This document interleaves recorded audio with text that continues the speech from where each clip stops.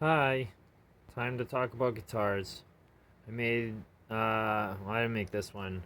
I want to talk about this one because I'm about to take it apart and see if I can make it better. This is the guitar I've learned the most on and done some of the least work to.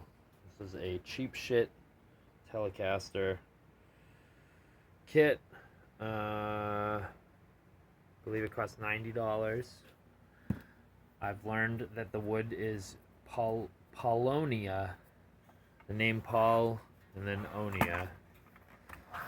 Uh, so, I got this guitar as a gift about 10 years ago from my sister Amber, my future brother in law Tristan. And I got it, and it was just like raw wood, put it together yourself. And so I did in its raw wood form for a while. Left it like that. It had a big paddle headstock, like out and then square. It was big and dumb. It's a decent maple neck, and yeah. So how did it go? I didn't finish it. The first time I finished it, Matt, my dear Lutheran friend Matt, he ended up cutting the headstock for me on his bandsaw because the best that I had was a jigsaw, which he was like, yeah, the back surface of it is flat. You could technically cut it there. But, anyways, so he shaped that for me and did some of the sanding. And the other thing is, when I do take the bridge off, you'll see that those four holes, there's another set of four holes because the whole bridge was off to the side. And I just assumed that, when the string is like there, it's just what it is. But Matt aligned it. So, yeah, he did that. And then I stained this in a Minwax, like ebony stain, and then polyurethane over the whole thing, including the fretboard.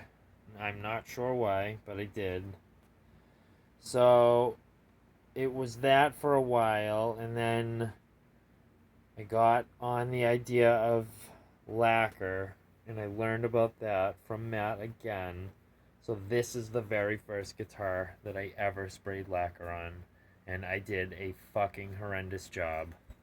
It is the worst. I picked Sherwood Green over raw wood. I did sealers. I didn't do like a grain filler or anything. Very clearly, there's like deep grains. It's rough. Um, so some of the other things that happened is when I sprayed it, like there's a spot. It was the sun shined on it. There we go, and it ended up dimpling up the lacquer. I had pre-sprayed the whole thing with shellac-based primer for some reason because I had read that shellac was a thing. So that I did that. Um, so I sprayed some coats of the color, and then I sprayed some coats of clear. And at a point when I was spraying clear at the end, I grabbed the wrong can, and you see where I was touching up, and I just sprayed color on top of the clear, and it primarily happened on the back. It did happen on the front. Some blemishes there, some there. So, um, matching headstock came out cool. It's very cool. What else? Yeah, so this thing rides around in my van to get a natural relic job. I fucking chunked out some big pieces. It's all inadvertent. It just hangs out with me. Um, I'm like hoping for the lacquer to ever check, but it hasn't. I'm just like thinking of that it spends like the hot summer in the van with me. Some of that killer cinematography I am renowned for. Shaky camera, all this. Should just leave the camera set up and fucking talk, but anyways, yeah. So this thing is the first, like, really kind of a bad job that I did.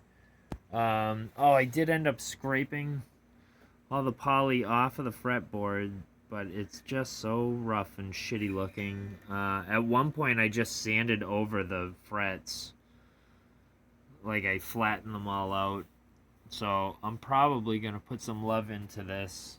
Also, this is probably the 7th nut that I've made for this guitar. It had a black plastic nut in it that I ripped out like an idiot, broke into several pieces, and chipped out one of the pieces of rosewood that I did my version of best to clump a fucking piece in. So anyways, I made this nut for it recently, and technically it passes and is good, but it's not great. It was before I actually like understood what it is that I'm like trying to achieve in making a nut.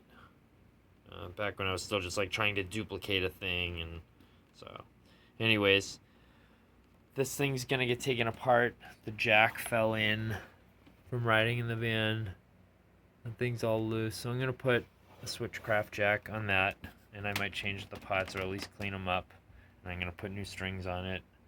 And this pickguard is signed by Amy Sedaris. I think it says "Fuck you, Amy Sedaris" on the back.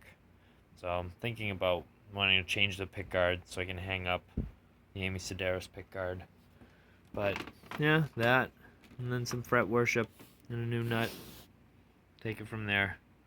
Anyways, that's an episode of me, this guitar, and now I'm going to take it completely apart. Okay, catch you later.